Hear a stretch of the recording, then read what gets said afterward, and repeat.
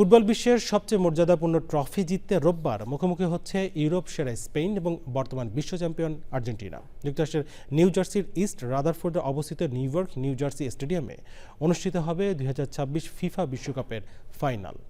বহুল প্রতীক্ষিত এই ম্যাচের উন্মাদনা ছুঁয়ে যাচ্ছে প্রবাসী বাংলাদেশিদেরও। আরও জানাচ্ছেন সুব্রত চৌধুরী। বিশ্বকাপের ফাইনাল ম্যাচকে ঘিরে বিশ্বজুড়ে আলোচনার কেন্দ্রবিন্দুতে রয়েছেন দুই প্রজন্মের দুই তারকা।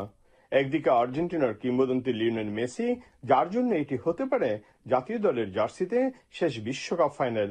অন্যদিকে স্পেনের তরুণ সেন্সেশন লামিন ইয়ামাল, যিনি নিজের প্রথম বিশ্বকাপে শিরোপা জয়ের স্বপ্ন দেখছেন।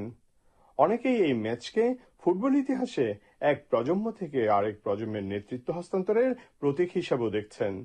আর্জেন্টিনা এবারও বিশ্বকাপ শিরোপার স্বাদ পাবে, এতে কোনো সংশয় নেই। This right here is Messi's last World Cup. He should win it. আমরা সবাই আর্জেন্টিনার পক্ষে আছি, আর্জেন্টিনার জয়ী হবে ইনশাল্লাহ। ইতোমধ্যে উত্তর নিউ জার্সির ইস্ট হ্যানোভারে অনুশীলন করেছে লুইস দে লা ফুয়েন্তের স্পেন। অন্যদিকে আটলান্টায় শেষ অনুশীলন শেষে আর্জেন্টিনা দল এরই মধ্যে নিউ জার্সিতে এসে পৌঁছেছে। সেমিফাইনালে স্পেনের খেলায় আমি অনেক মুগ্ধ, আশা করি তারা চ্যাম্পিয়ন হবে। আশা করি নেক্সট ফাইনালও তারা এরকম খেলা আমাদেরকে জবাব দিবে। বিশ্বকাপ ফাইনাল উপলক্ষে নিউ ইয়র্ক ও নিউ জার্সি এলাকা জুড়ে উৎসবমুখর পরিবেশ বিরাজ করছে।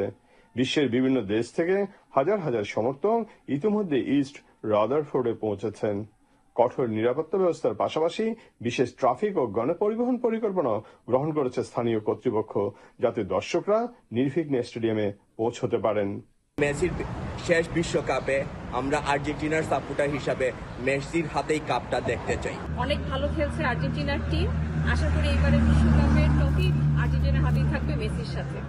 ফাইনাল ম্যাচে জয়ী দল শুধু 2026 সালের বিশ্ব চ্যাম্পিয়নের মুকুটেই পড়বে না, বরং ফুটবল ইতিহাসে যোগ করবে একটি নতুন গৌরব গাথা।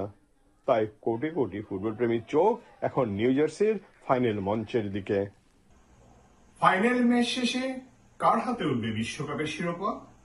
আর্জেন্টিনার কিংবদন্তি লিওনেল মেসির হাতে, নাকি স্পেনের তরুণ সেন্সেশন লামিন ইয়ামালের হাতে? তা দেখার অপেক্ষায় বিশ্বব্যাপী কোটি কোটি ফুটবল প্রেমী। Subrata Chowdhury, channel I, new jersey, America.